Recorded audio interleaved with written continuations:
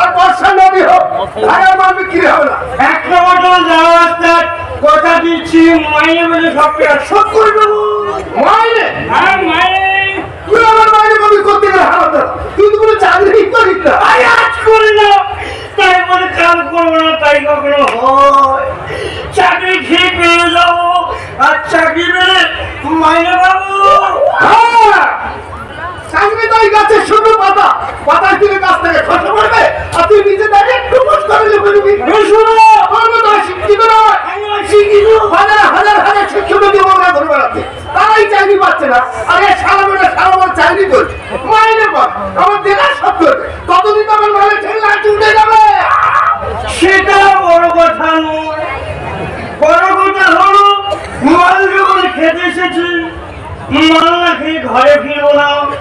ঠিক আছে, ঘড়িটা রাখো, আর ঘড়ি বিনিময় মোটা ঘড়ি? হ্যাঁ ভালো ঘড়ি।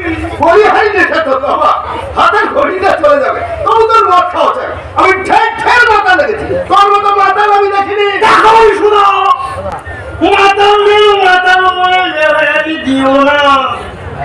একটা কথা মনে রাখবে, করোনার পর দেশের অর্থনীতি যখন মুখ ছোবড়া করেছিল, তখন এই মাতালাই অর্থনীতিকে চাঙ্গা করেছিল। ঠিক ঠিক বলেছো।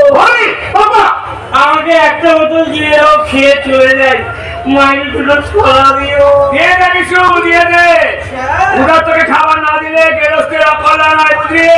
ব্যাস, ধান্দা পানি সব শেষ, সালার গোটা সারা সকাল সকাল এসে গেছে। আরে কি হলো, কি ভাবছো? বোতল দাদা আরে দিচ্ছি দিচ্ছি, এত তারা কিসে? খাবি তো সারা ধেরা মা।